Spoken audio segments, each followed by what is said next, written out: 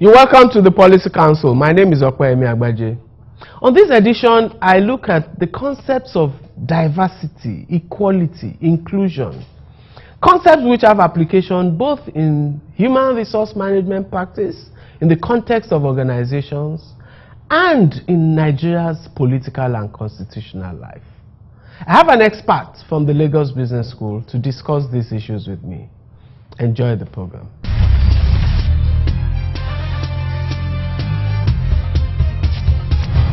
You're welcome back. It's the Policy Council, and my guest today is a human resource management expert.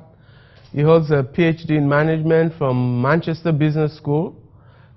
He's a lecturer in the Lagos Business School in human resource management and strategy, and he's had work experience in the Nigerian business environment.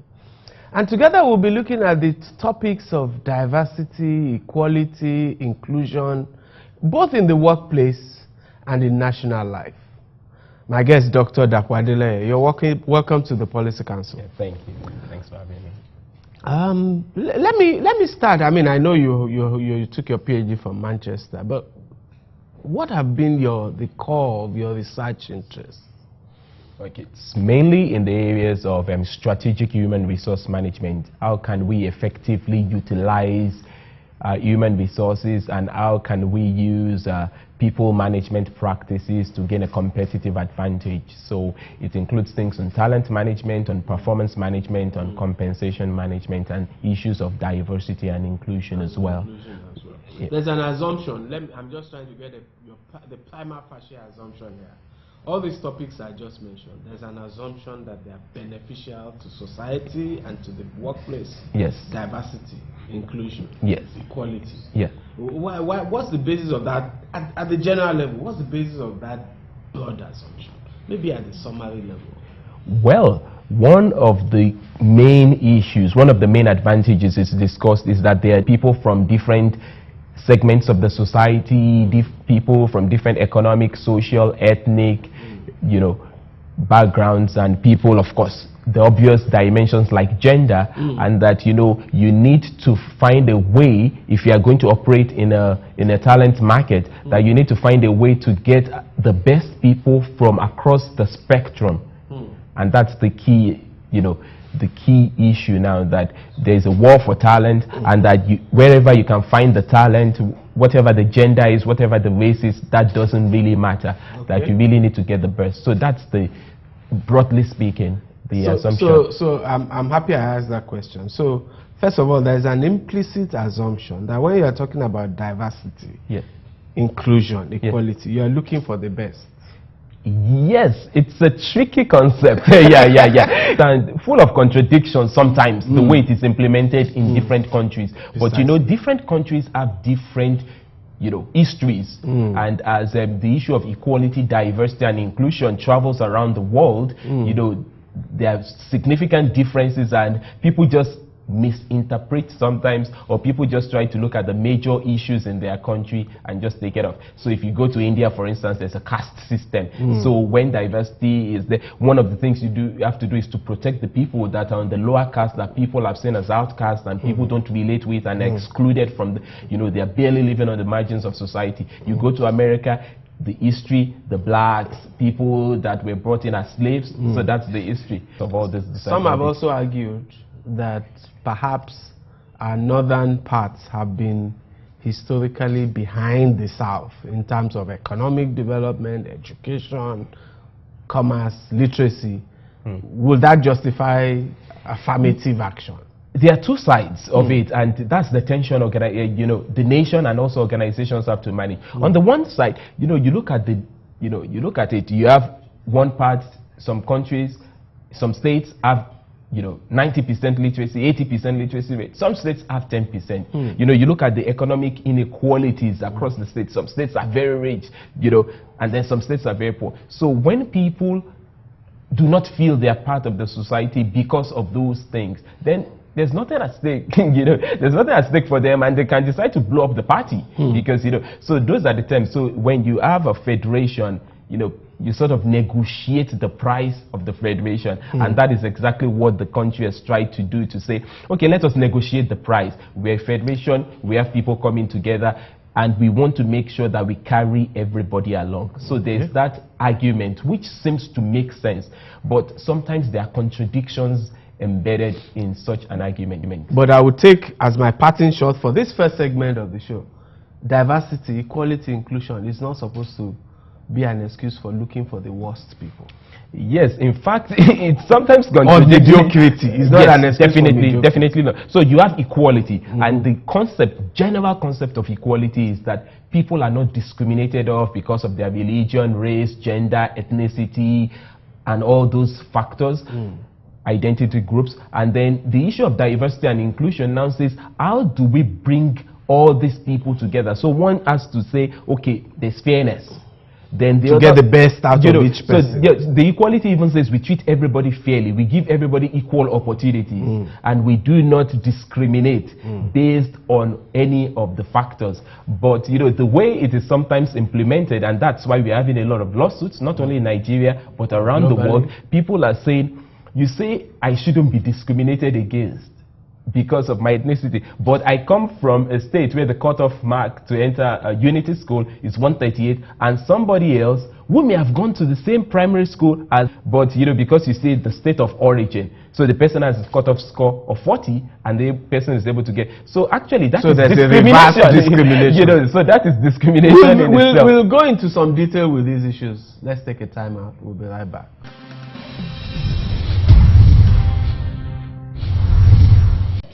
You're welcome back to the Policy Council. I have Dr. Dapo Ifedapo Adeleye of the Lagos Business School, lecturer in Human Resource Management and Strategy. And let's backtrack a bit. The concept of equality. Are men ever equal? Do men ever have the same talents, the same social opportunities, the same, for some who are religious, the same destiny? Yes. When we say we want to achieve social equality, are we playing God? On a pragmatic level, because what we're looking at in modern times is people want social mobility. People want to have a dream. So one of the challenges is, how do we ensure that there are equal opportunities for everybody? So we're talking about equality of opportunity? Well, that is what it is supposed to be technically. Because what has happened in some societies is that people were discriminated against on whatever grounds. So what it started out as is, let us not discriminate against these people. So it was anti-discrimination. But some people will interpret it that, oh, we have been discriminating against these people historically. So let us try to reverse it. Remedy. Yeah, we need some remedy. Let me take the issue of gender. Yes. And we have this national debate right now over child marriage. And you can see how complex this concept should be. Yes. Somebody starts from the position that you should not discriminate against me because of my religion. Yes. He then says, my religion says I can marry. In fact, my prophet married somebody who was 9 years old. So in fact, technically he's saying I can marry somebody who is 9 years old because of my religion. And he says, the Constitution says it protects my right to non-discrimination on the basis of religion. He then proceeds on the basis of his so-called constitutional right to non-discrimination on the basis of religion to advocate what others have interpreted to be a discrimination on the basis of gender against women. Because some people believe that institutionalizing a process in which children marry is inherently discriminatory against their economic opportunity, against their social opportunity, against their future. What are your views on this? I mean, it's a complex issue because, it happens everywhere. And, right now, many people are arguing that in Britain, in America, my religion allows me to marry up to 4. Why does the society restrict me to 1? If you become part of a federation, it means that you have to give and take, and those are the challenges. These things have to be negotiated. So are there things that can't be negotiated? Well, are there basic minimums that the thing society about, yes, must there agree are with? United Nations conventions, and Nigeria is a signatory to it, and there are, people also must be in mind that things are changing. The society is much more dynamic now. People are going to school, there's education, because it's not only a matter of this was happening in the north. If you probably look at my grandfather, my great-great-grandfather, they probably were married at 18, 16, even in the US, and people were getting married. But because of education now, people are moving it down, because people need to be educated, and they don't want to be doing that while they're in secondary school, being married and all that. But we need to be sensitive, to what these people are saying, but at the same time we need to say, see, in the interest of society, that we cannot have this. And when you come into a federation, terms and conditions apply. So let's focus on the ethnic equality. Yeah. And let me speak for in the Nigerian Federation, and indeed in all countries over the world, you have political majorities. Yeah. And you have political minorities. And in Nigeria, it does seem clear that the Hausa Fulani, the Yoruba, maybe the Igbos, have exercised some hegemony, in effect, over the so-called minorities. So, for instance, the man who is the so-called middle belter in northern Nigeria has, over generations, been told where his place is, whether irrespective of what we believe the Constitution says. And some supporters of President Jonathan may argue also that the majorities of Nigeria have treated him particularly shabbily, as if in spite of his position, high office, that never has the office of a president been so disrespected. And they might think it's because he's a minority. So I'm suggesting that in spite of what the Constitution says, there's a de facto reality in which some people have more political rights than others. Do you see that? Well, I wouldn't call it political rights. It's just that democracy is a game of numbers. One person, one vote. And when people vote according to their ethnicity, it just means that, if you're a minority, you're a minority.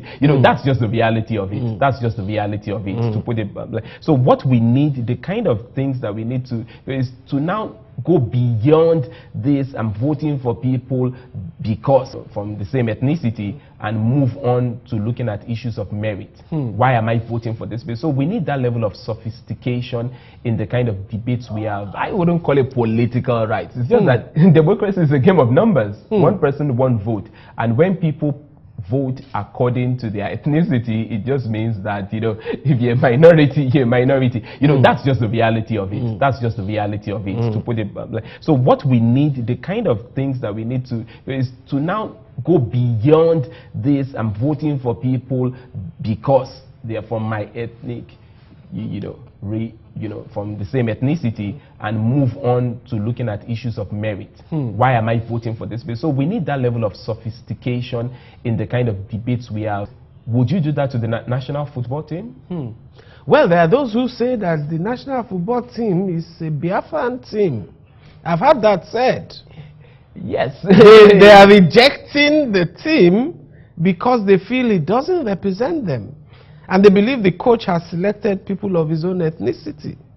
Well, that allegation was made some 20 years ago. No, as well. It was made last month.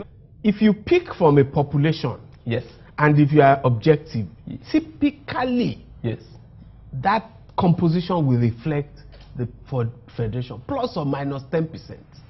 So if you pick from a population and there is 100%, it's difficult for me to accept that there are no biases. Yeah, of course there are biases. There's a course we teach on diversity management, and we have sessions on it, and people don't accept the reality that they are not discriminatory. So I look at a bank and I look at the entire board, Exactly. So it's all from the southwest. Let me give another one all from the southeast. Let me give you a typical example. There's no way, and I cannot mention the bank, but there's a pattern bank headquartered in Lagos, business predominantly in Lagos, but it seems to comprise people from a totally different ethnic group from outside the Lagos Yeah, region. I cannot be convinced that that was a coincidence. Yeah. So, and that's the situation, that it can't be a coincidence that, you know, that these things happen. Well, let's take a time out. Yes. And then we'll come back to this fascinating discussion. It's the Policy Council.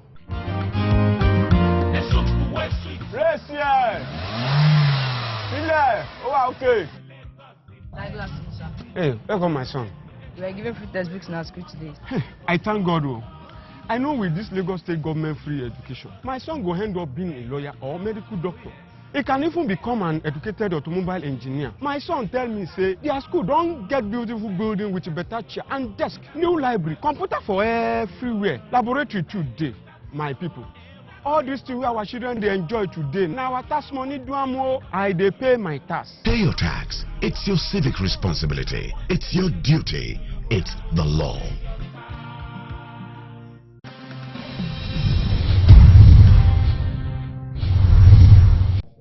You're welcome back.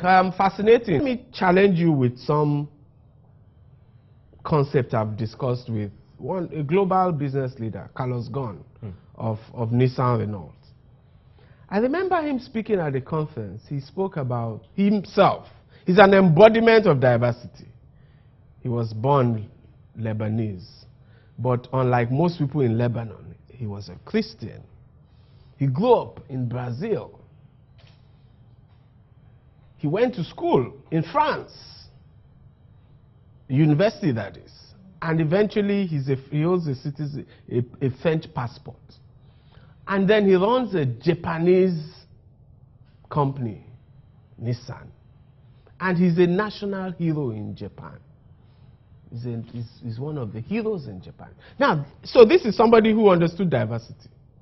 And then he runs a merger of Nissan, which is Japanese, and Renault, which is French. So he has to deal with workplace issues relating to inclusivity, diversity, equality, and all of that. No, now in talking, I picked a point from him. He said in Brazil, when he was growing up, diversity was positive. And you can see it in the fortunes of the country. Everybody assumed diversity. They were used to it. From childhood, they saw black people. They saw Pelé. They had national heroes who were both black and white. They saw Zico, who was white. They saw Pelé, who was black. If you look at the Brazilian national team, it's clear that there's no issue about where you come from. The best guys get into the team. And then he went, as an older person, he went to Lebanon and found that, so he thought diversity was wonderful. And then he went to Lebanon, his native country, and saw diversity become war and crisis for decades. I asked him a question. What was the difference? Why did diversity work as an advantage in Lebanon, in Brazil, and fail in Lebanon? And he said, for diversity to work, there has to be a shared vision. What do you think about that? Yeah, that's absolutely right.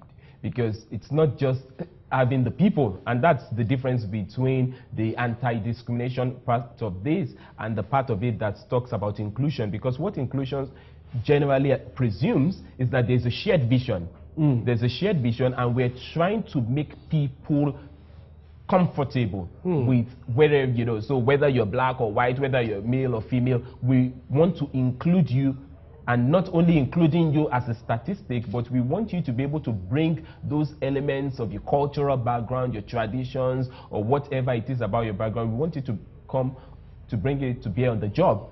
So that's a real issue. Let me then take that home to Nigeria, and this may be controversial, but is that why diversity is not working in Nigeria? Yeah, the absence of a shared national vision. And in fact, all over Africa, because research has been done by political scientists, and what the conclusions they came to is that one of the major causes of problems, famines, war, and all that in Africa is primarily because of the diversity, that there's too much diversity.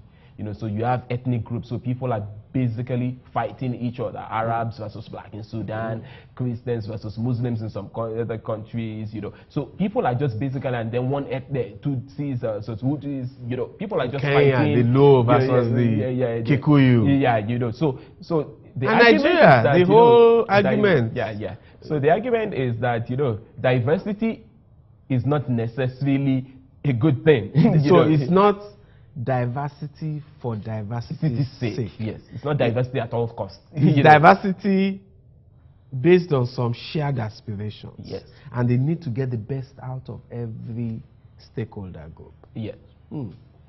Okay, let's take our final time out. And, but I'd like Dapo talk more about the workplace implications of all of these concepts: equality, diversity, inclusion. We'll be right back. Government wants our city to become a mega modern city. And so, government is providing modern markets for us to carry out our business.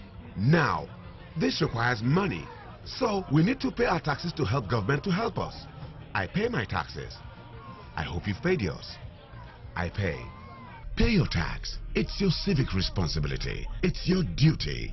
It's the law.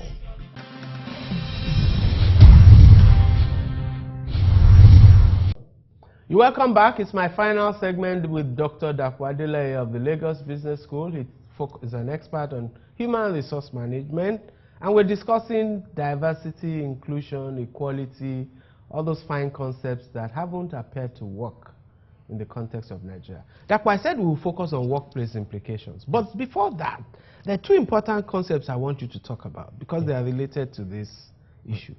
Zoning. Yes. Rotation. That's an attempt at inclusion, diversity, equality. What do you think about that? The way it is practiced in Nigeria is we have the federal character, which makes sense that we should have sort of representative, you know, population, you know, in government agencies. So if we have an agency, and partly also due to abuses, because somebody comes, is a minister from one area, he populates the place with people from his ethnicity. So I think that was an attempt also to make people feel like we have a nation. But, you know, the way we have practiced it, I think, is the first level. So many countries have a first level, which is the very basic level of diversity, which many people have since moved on from, is what we have, where people are just, we are counting numbers. And then competition is on a global basis, not a national basis. People are migrating, they're going to US, they're going to South Africa, and nobody really gives a damn, you know. When all of them are coming from one Look at the global CEO of Pepsi, is an Indian woman. The global CEO of Citibank until resigned is an Indian, you know. So people just want somebody that can deliver results. And people are moving away from the counting, and America does not have a quota system. The other concept I want you to discuss is this women affirmative action. 35% of offices must be reserved for women. President Jonathan seems to be an adherent of that philosophy. What's your thought? It would make sense under the positive discrimination philosophy that, oh, women have been historically disadvantaged because it's a male-dominated society, and let us try to correct the wrongs now that, you know, and then, of course, we've made commitments as a country, Beijing Conference and all that, so countries have made commitments and their recommendations, but, you know, the key thing is to look at the issue of education, because if you look at the Northwest Zone, for instance, between the age of 20 and 29, you know, you have 70% of women are illiterate. So, you know, in that region, for instance. So when you're looking at that and you're looking maybe at the state level to have a 35% representation, it's not going to work. You're just picking children of the elite. Yes, and that is exactly the challenge with the problem, the practice. Because philosophically we can say, oh, it's good to have federal character in the schools, but how do you implement it? So the practical opposition. And many people are saying the concept of state of origin is really redundant. Let me tell you another irony I see, though. People, let's take Lagos. I hear a lot of people say, Lagos, you should be able to claim indigenship of somewhere you've lived for 10 years. And this happened to me, and so I asked the fellow, but if my brother lives in your own state, can he claim indigenship? And he said, no, my own state is different. Special status. He said, no, the numbers in Lagos, there are so many people in Lagos. Lagos is different. I agree. So I then knew that this is a liar. Yeah, they're the son of the soil syndrome, and it's a big issue. People usually make, but Lagos State, at least at the public sector level, to some extent, there's diversity. They have people from the southeast, even on the cabinet of the governor and in the Fashola, judiciary, and they have in the judiciary. So Lagos State has done it well to try to be representative, and many of the states, it's actually amazing. If you go to some of the states, they don't even allow people not from that state to buy land. You can have all the money, you can have everything, you can't buy land. Let's take 2 minutes or 60 seconds. Workplace implications of all this, based on your own practical research, based on what you see. Are Nigerian firms buying into these concepts? What are they doing? And what are the results? Well, if you look at, there's a global diversity and inclusion survey that was done 2 years ago by the Society for Human Resource Management and the Economist Intelligence Unit. And out of 47 countries in the world, Nigeria was ranked 45th. Wow. And one of the challenges is that, diversity is such a big issue. People don't want to admit. So you go to an organization that the CEO is from the Southwest and all the EDs are from the South, all the GMs are from the Southwest, and you tell him that, oh, it appears that, and it's in the state of the, no, equal opportunity. And then you go to somewhere where the CEO is from the South and all the executive directors, but it just happens that, it's just a coincidence. So people are typically, generally in the state of denial. It's the same thing also with religion. Some, if you're not a member of this church or, a Christian, you cannot work in the organization. Some other organizations, if you're not a Muslim, even in the public sector, it's ridiculous, really. But people don't speak about it, and if you're not very careful, and also religion, even in some states, some people will argue that if you're not of a certain religion, that you cannot get to some positions of authority. Whether it's true or not, you don't know, but sometimes there may be some credence to some of these arguments. Fantastic, Dapo. Thank you very much for coming on the Policy Council. Yeah, thank you. We'll be right back.